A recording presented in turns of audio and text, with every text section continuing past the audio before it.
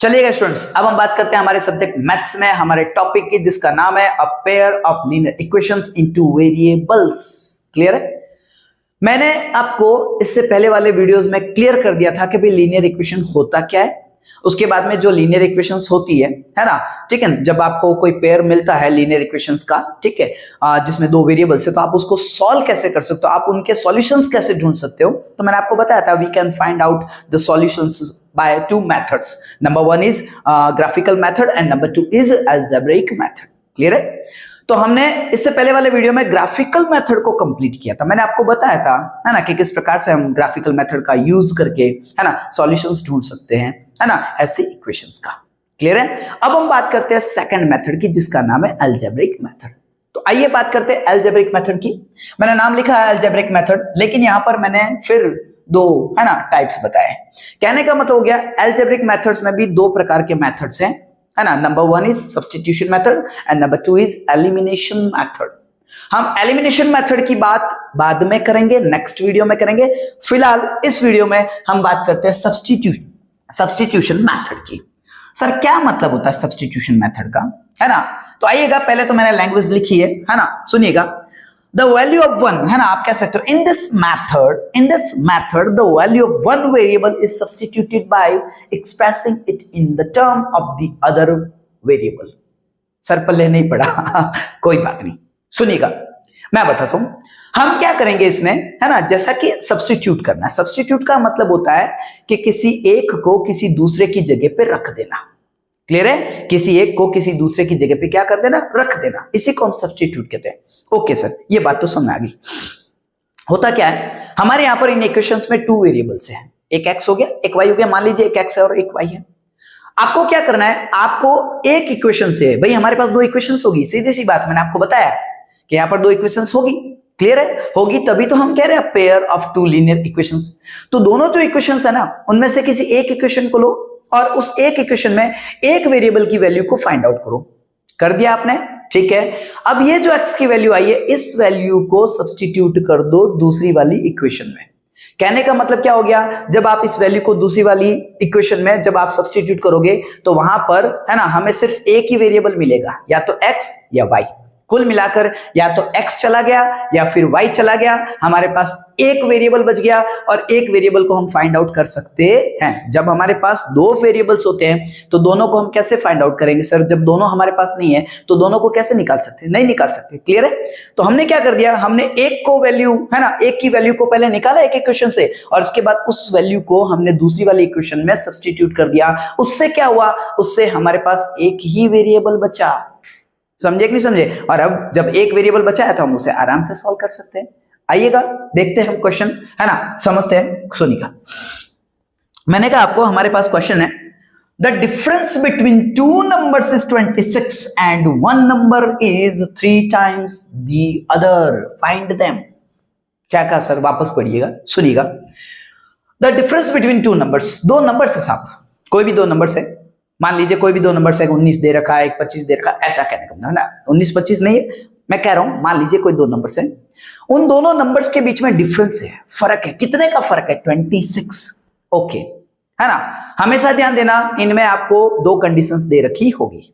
Clear है? उन दोनों कंडीशन से आपको अलग अलग इक्वेशन बनानी है। कुल मिलाकर हमारे पास दो इक्वेशंस आएगी, तभी तो a pair of linear equations है। क्लियर है? तो हमें दो कंडीशंस दे रखी होगी और उन दोनों कंडीशन से ही हमें दोनों इक्वेशंस तैयार करनी है। क्लियर है सर? तो यहां पर उसने कहा है कि the difference between two numbers is 26, दो नंबर्स है और उनके बीच में डिफरेंस है 26 का, and one number is 3 times the other. Okay sir, दो कंडीशन है, तो सुनिएगा। सबसे पहले मैंने आपको कहा है कि जब आप इन क्वेश्चंस को सॉल्व करते हो तो सबसे पहले सपोज करो, है ना, दो वेरिएबल्स को। क्लियर है? सपोज, है ना, सपोज करना है हमें, ठीक है। Suppose the two numbers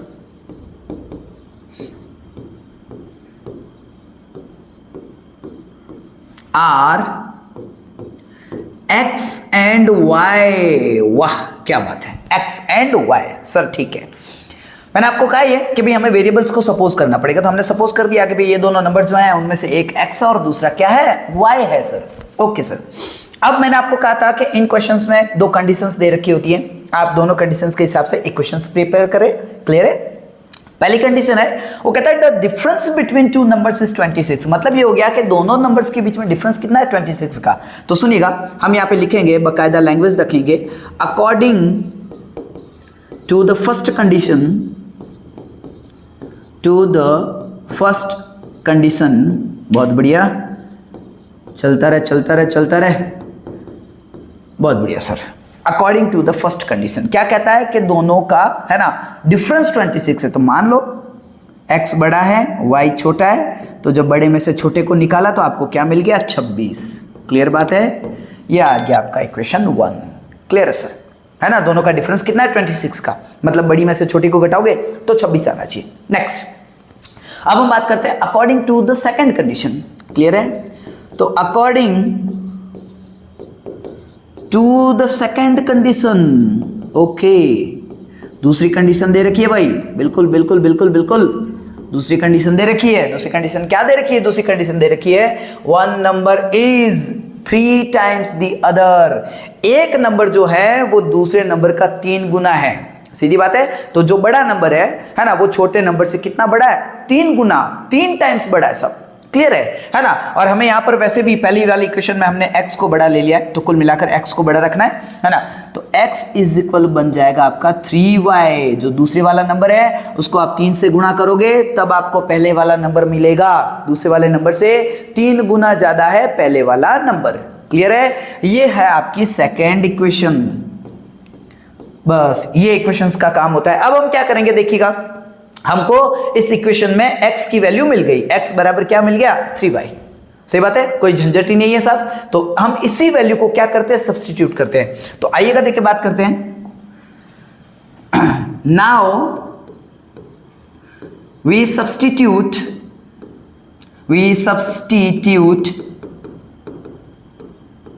the value of x, या दिस कर देते सीधा, दिस मतलब ये जो वैल्यू आई है वही, this value of x, okay, this value of x in equation 1। क्या बात है सर, क्या बात है, क्या लिखते हो आप, क्या लिखते हो sir, thank you very much, thank you very much.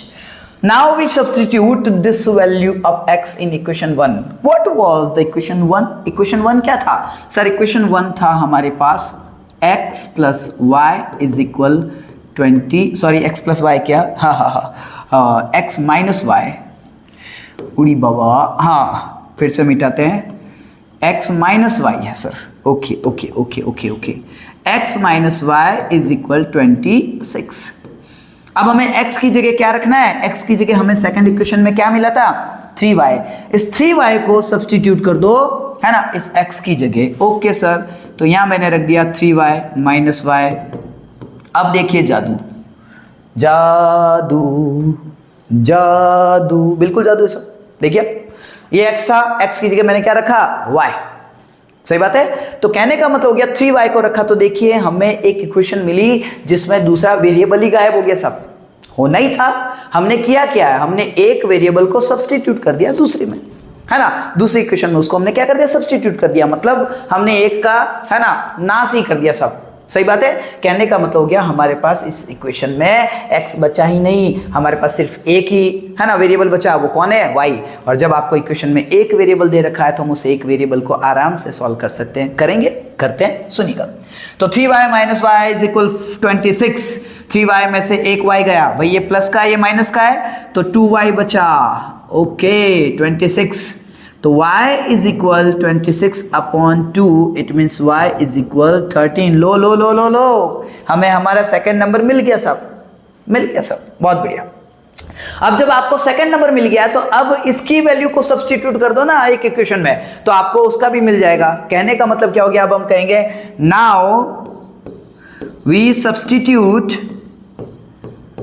Now we substitute this value, क्या बात है, this value of y in equation second. आपकी मर्जी हो जिसमें रख सकते हो, लेकिन मुझे क्या है सेकंड इक्वेशन छोटी लगती है, छोटी सी है ना, क्या है? x इज इक्वल 3y, छोटा है ना, इसीलिए जो सरल लगता है उसमें रख दो आप। सही बात है, ठीक है sir. x is equal 3y। अब मुझे क्या करना है? इस y की जो इक्वेशन थी, सॉरी जो y की ये जो वैल्यू है, इसको मैं यहाँ पे सब्स्टिट्यूट कर देता हूँ। ओके, तो x इज इक्वल 3 इंटू 13, तो x इज इक्वल है ना 13 1 जा 13, 13 2 जा 26 एंड 13 3 जा 39। क्या बात है सर, आपका तो सर पहाड़ा भी बड़ा मस्त है सर। अरे अपने तो सारी चीजें मस्त है भाइयों, है ना। चलिए ठीक है, अब सुना इधर। तो कहने का मतलब हो गया x बराबर क्या आ गया मुझे 39। देख लीजिए दोनों शर्तें पूरी हो रही है, सब हो रही है कि नहीं हो रही है। पहली वाली शर्त ने कहा था कि अगर आप एक नंबर में से दूसरे नंबर को घटाओगे तो 26 मिलेगा, तो 39 में से 13 को घटाओ, क्या मिलेगा आपको 26। क्लियर है। दूसरे ने कहा था कि एक नंबर जो वो दूसरे नंबर का 3 गुना है, सीधी बात है, तो 13 को 3 से गुणा करो, कितना मिलेगा 39। क्लियर है। तो कहने का मतलब हो गया हमें नंबर मिल गया साहब, एक है 39 और एक है 26, सॉरी एक है 13। ठीक है सर, अब हम लिख सकते हैं इट मीन्स, है ना, द नंबर्स आर, कैपिटलाइज कर लो ताकि ठीक रहेगा, है ना, the numbers are 39 and 13। Clear sir, ये हो गया आपका आंसर। तो मेरे हिसाब से आपको समझ में आ गया होगा, ठीक है, क्लियर है। कुछ और बचा तो नहीं है, सारी चीजें हमने क्लियर कर दी है। चलिए मैं सोचता हूं कि एक क्वेश्चन और सॉल्व कर लिया जाए। सही बात है सर, क्या होगा एक और क्वेश्चन सॉल्व करके? अरे क्या तो क्या होगा, कंसेप्ट क्लियर होगा, है ना, हमारा मैथ्स मजबूत हो जाएगा सब, सीधी बात है ना। मैथ्स को आप जितना ज्यादा, कहने का मतलब जितना ज्यादा आप मैथ्स में प्रैक्टिस करोगे, जितने ज्यादा क्वेश्चन सॉल्व करोगे, उतना बढ़िया आपका मैथ्स हो जाएगा।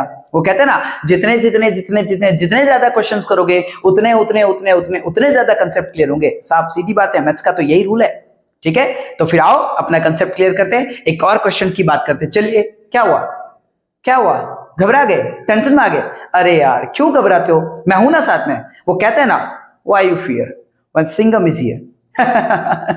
चलिए, ये तो मजाक की बात है, लेकिन वास्तव में मैथ्स प्रैक्टिस मांगती है साहब। ठीक है, आप जितनी अच्छी प्रैक्टिस करोगे, जितने क्वेश्चन सॉल्व करोगे, है ना, उतना बढ़िया निखार आएगा आपकी मैथ्स में, उतनी गोरी गोरी होती जाएगी आपकी मैथ्स। तो फिर आइए अपनी मैथ्स को गोरा गोरा करते हैं। चलिएगा, देखे हमारा नेक्स्ट क्वेश्चन है, the larger of to supplementary angles exceeds the smaller by 18 degrees, find the angles. सही बात है, क्या कहा सर क्वेश्चन है? देखिएगा, मैं कहता रहता हूं मैथ्स का नियम है कि पहले क्वेश्चन को अच्छे से समझे, सही बात है, फिर उसमें क्या क्या दे रखा है उन्हें पता करें और हमें क्या निकालना है उसे पता करें। ठीक है, फिर देखें कि हमारे आसपास क्या मैटर है, क्या मटेरियल है जिसको हम यहां पे काम में ले सकते हैं, और मैथ्स का क्वेश्चन सॉल्व। सीधी बात है। तो सबसे पहला काम है मैथ्स का क्वेश्चन अच्छे से पढ़िए, अच्छे से समझिए। क्वेश्चन ने कहा है कि साहब सप्लीमेंट्री एंगल्स है, दो एंगल्स, है ना, सप्लीमेंट्री एंगल्स है, उनमें से एक एंगल बड़ा और एक छोटा है। जो बड़े वाला है वो छोटे से 18 ज्यादा है। बड़े वाला एंगल छोटे वाले से कितना ज्यादा है? 18 ज्यादा साहब। ठीक है, तो आइएगा देखे बात करते हैं, है ना। तो सुनना, देखे मैंने आपको कहा है कि जब कभी भी हम इन क्वेश्चंस को सॉल्व करेंगे तो सबसे पहले हमें वेरिएबल्स को सपोज करना है। ओके सर, तो आइएगा देखे बात करते हैं। सपोज, है ना, दी एंगल्स, क्योंकि ये एंगल्स है तो हमने एंगल्स को सपोज कर दिया। तो suppose the angles are x and y. बहुत बढ़िया सर। अब मैंने आपको कहा कि इन क्वेश्चंस में हमेशा आपको कंडीशंस दे रखी होती दो। सही बात है, एक कंडीशन से एक इक्वेशन बनेगी, दूसरी कंडीशन से दूसरी इक्वेशन बनेगी। तो आइएगा देखे बात करते हैं, है ना, लैंग्वेज में लिखिएगा। तो पहले हम लैंग्वेज लिखते हैं, and according to the first condition, according to the first condition. बहुत बढ़िया सर। सर हमें तो यहाँ पे एक ही कंडीशन दिख रही है, आप तो कह रहे हो दो कंडीशंस होती है, इसमें तो मुझे तो एक ही कंडीशन दिखाई दे रही। अरे भाई दो कंडीशंस है ना सर, कहाँ है? मैंने अभी अभी आपको क्या कहा था कि सप्लीमेंट्री एंगल्स का मतलब क्या होता है? सप्लीमेंट्री एंगल्स का मतलब होता है ऐसे दो एंगल्स, सही बात है, या एंगल्स का ऐसा जोड़ा जिनकी टोटल क्या होती है 180। और यही तो है पहली शर्त। हाँ सर सही बात है, यही है हमारी फर्स्ट कंडीशन। मतलब क्या हुआ? अकॉर्डिंग टू दिस कंडीशन क्या हुआ? x plus y is equal 180। क्या आप दोनों एंगल्स को जोड़ो, टोटल कितना मिलेगा? 180। बहुत बढ़िया सर, शाबाश सर, मजा आ गया, समझ में आ गया, बहुत बढ़िया। अब दूसरी कंडीशन देखते हैं, है ना। तो लिखे अकॉर्डिंग टू, बहुत बढ़िया बहुत बढ़िया, according to the second condition, क्या बात है, क्या बात है सर, क्या अंग्रेजी बोलते हो आप? अरे भाई बोलूंगा कैसे नहीं, है ना, यूट्यूब पे जाओ, मैंने इंग्लिश में पढ़ाई है ना। ओके, अब सुनिएगा, देखिए, according to the second condition, है ना, सेकंड कंडीशन कहता है कि बड़े वाला एंगल छोटे वाले एंगल से 18 ज्यादा है।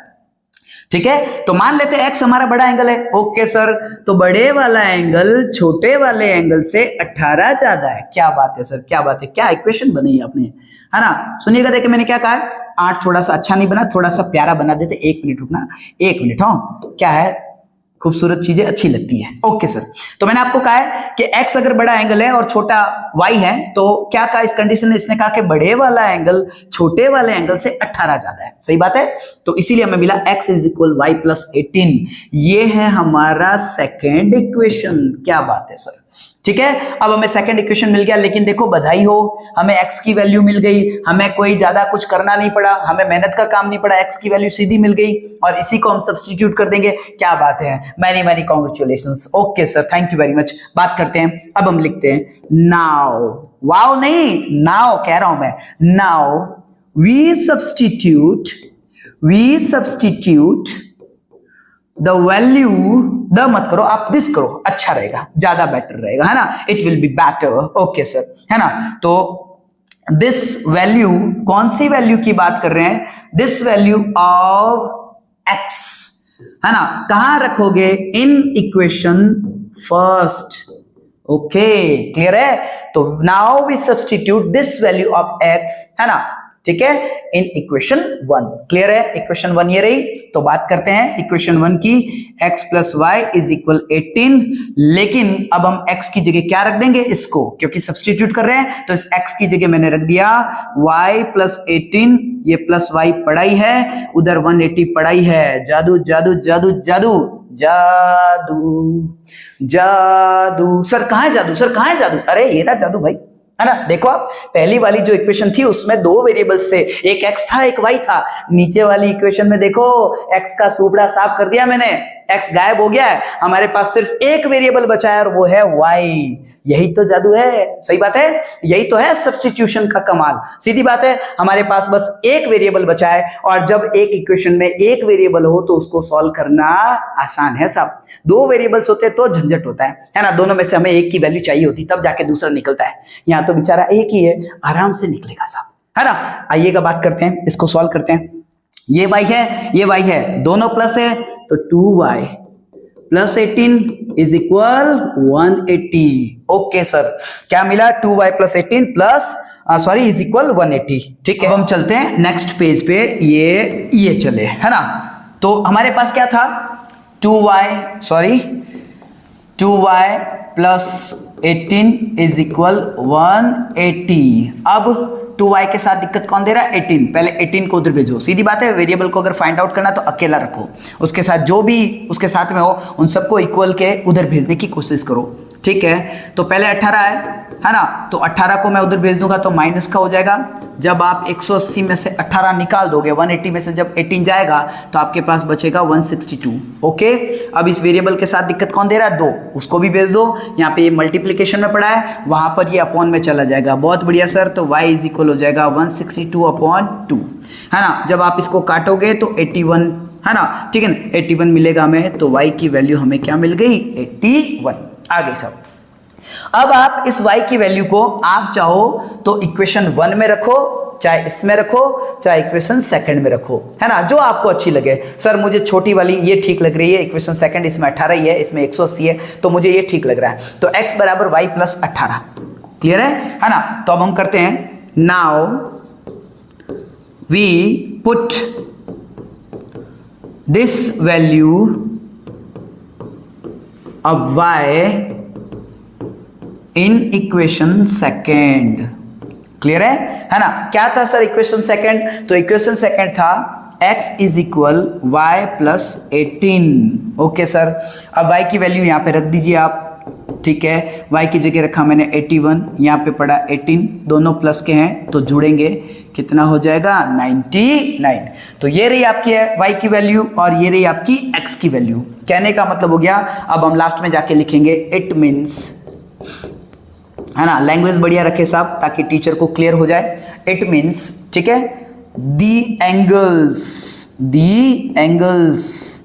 आर, है ना, ये जो दोनों एंगल है उनमें से एक तो है 99 डिग्री एंड दूसरा हो जाएगा 81 डिग्री। दैट्स ऑल, ये हो गया हमारा क्वेश्चन।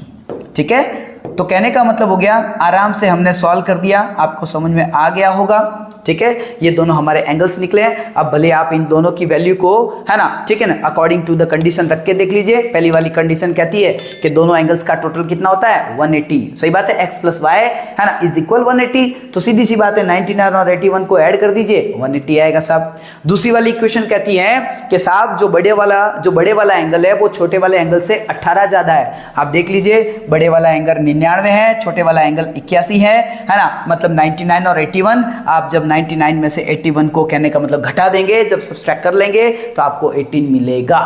इसका मतलब हमारे आंसर एकदम सही है। ठीक है, तो अब मैं सोचता हूं कि मैंने आपको पूरा का पूरा कंसेप्ट, है ना, क्लियर कर दिया है। ठीक है, मुझे लगता है कि मैंने सब आपको अच्छे से समझा दिया। चलिए अब हम बात करते हैं हमारे लाइक, शेयर और सब्सक्राइब की। अगर आपको मेरा पढ़ाने का तरीका अच्छा लगा है, अगर आपको ये सारी चीजें समझ में आ गई है, अगर आपका कंसेप्ट क्लियर हो गया है, अगर सारी बातें आपके दिमाग में घुस गई है, तो प्लीज मेरे वीडियो को लाइक करें। आपको लगता है कि किसी और के काम आ सकता है तो इस वीडियो को दूसरों को शेयर करें, है ना, और दूसरों को रेकमेंड करें मेरे यूट्यूब चैनल को। आप भी सब्सक्राइब करें और दूसरों से भी कहे कि वे भी मेरे चैनल को सब्सक्राइब करें। चलिए मिलते हैं इसके बाद में नेक्स्ट वीडियो में, तब तक के लिए आप सभी को धन्यवाद। Thank you very much.